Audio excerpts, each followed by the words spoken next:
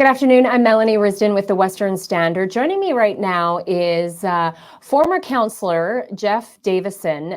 He was also a former mayoral candidate, and we're just checking in with Jeff basically because the arena project in the city of Calgary was a real pet project of Mr. Davison's, and we wanted to check in with him and just get a feel for his thoughts on how everything has sort of come to a complete halt, and by the sounds of it, the arena deal, the event project deal, is basically gone belly up. And so let's just check in with Jeff now. And how about you just let us know what you've been up to these days, Jeff?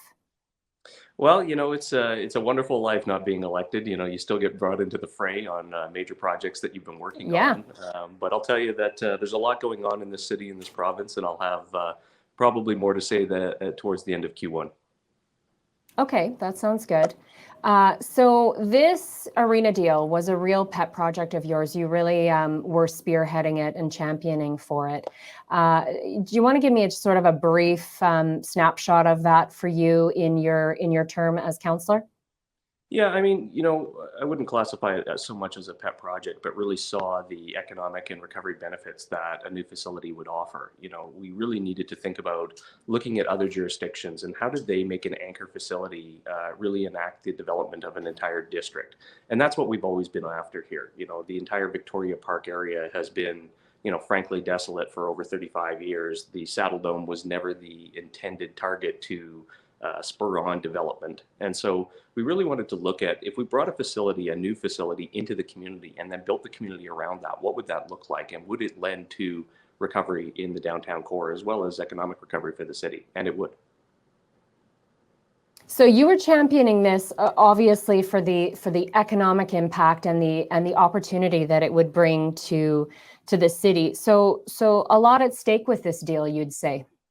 Yeah, completely a lot at stake with the deal. I think that this council has lost sight of what the overall benefits to building a new event center would be. The event center was always intended to think about this in the context of overall economic recovery and overall downtown revitalization. So thinking about it not just as a standalone facility, but how does an event center work with the BMO expansion, with the Arts Commons transformation, with Green Line coming into the area, with the $70+ million that are being spent to revitalize Stampede Station and open up 17th Avenue into the park. It was all intended to build a district, and the district is really one of those places where the city makes its money. So with the handling of this deal, what went wrong in your opinion? I think it really doesn't come down to money, quite frankly. I think, we went through this in 2021 where we knew that costs were going to rise, inflation was going to become a significant factor, and we worked to address all of that within the confines of the original agreement we signed in 2019. And so all of that has been addressed. The challenge we have is that the yardstick got moved. We have a signed agreement, and then all of a sudden costs started to escalate again, and it was assumed that those costs would be put on a partner. That's a challenge. And what it does is erodes trust when you have a business arrangement with the private sector. So the additional charges that were sort of getting added to the deal, what were your thoughts on some of the concerns, some of the, I think it was the environmental decisions that were being made for the deal? What were your thoughts there on some of the things being added and additional expenses there? Well, I think some of the challenges were, I think there was some misinterpretation of what, some of the climate initiatives around the building were.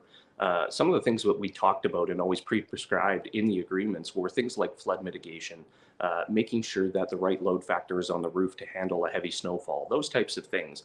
Not in terms of should we add solar panels to or not to a building. And so when we think about it, I think, what council really has to think through is the process by which they've tried to villainize one single building with a climate initiative when you can't have a two-tiered policy. You have to start thinking about, do we apply this now to the BMO expansion? What does this look like for Arts Commons? All the way through to every other piece of civic infrastructure you're going to build. You can't just pick and choose one building to make an example of. How would you have handled this differently, Jeff?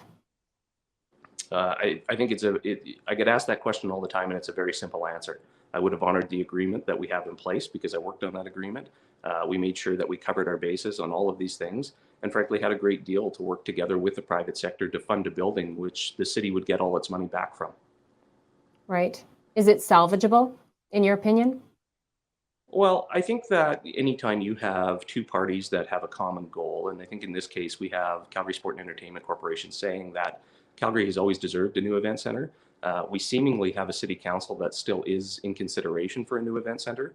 I think that tells me that even though we've got a deal that has come to closure, there is a path forward if we can work together and bring everybody back to the table and get folks talking again. But it's really all going to be around, can we build trust? And do we have the right people at the table that can put some rigor behind this project? Any specific recommendations or advice you would want to give Mayor Gondek on this deal and on the situation that we're facing now? Not really. I mean, I think, the mayor's well aware of city building and has obviously a background in that. I think when it comes to projects like this, it's about long-term vision and sometimes reminding the council that you now sit with that it is about vision and it is about achieving goals for all Calgarians. And so, one of the things we always knew about setting up the event center was that even if a new council were to come in, the goal was that it would at least give you a first post to say, okay, well, now we can really transform this area. Now we can actually enact a vision rather than continually going back to square one, which we've seen in the Victoria Park area for over 30 years.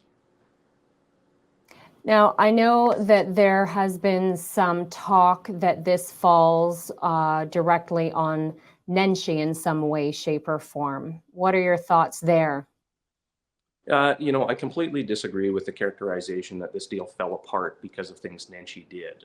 Quite frankly, the mayor and I have had our ups and downs over the years, but I will say that being at the table throughout the entire process of putting this deal together, both in 2019 and in 2021, former Mayor Nenshi was instrumental in ensuring that the deal was approved and got across the line. And so to characterize him as being the downfall of this, I think is just simply looking for a scapegoat that's not true. Mm-hmm. Is there anyone you feel is sort of responsible for this decision? Do you think there was, for some reason,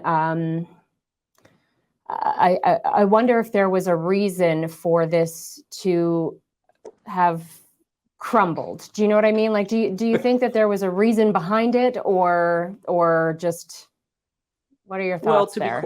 To be quite honest, I think it's the trust factor, right? I think, we had a signed agreement. The goalpost moved on that agreement, and that's a challenge. And people will draw their conclusions from there. I think everybody's looking for somebody to blame when a deal like this falls apart. Mm-hmm. The reality is we have to not look in the rearview mirror, and we should look at paving the road ahead of us.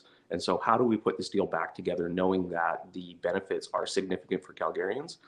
The benefits are there for downtown revitalization and overall economic recovery.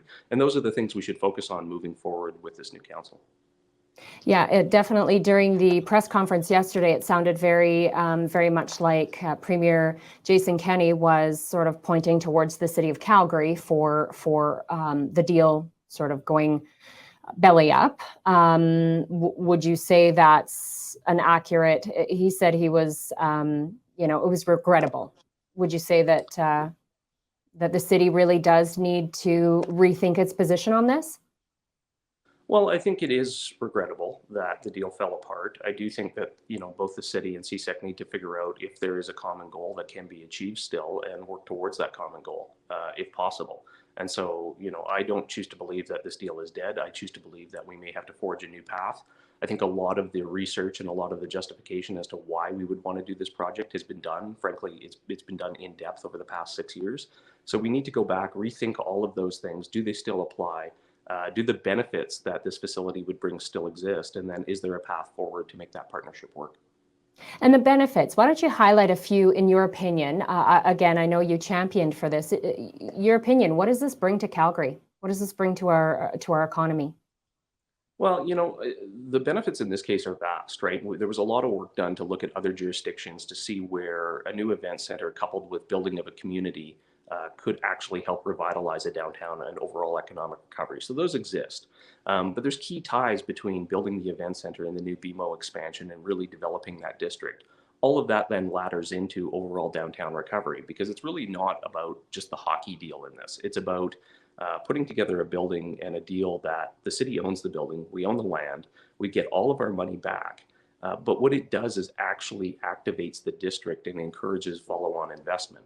And so thinking through all of those new opportunities, all of those new businesses, all of those new things that would come to this district, that's the win for Calgarians.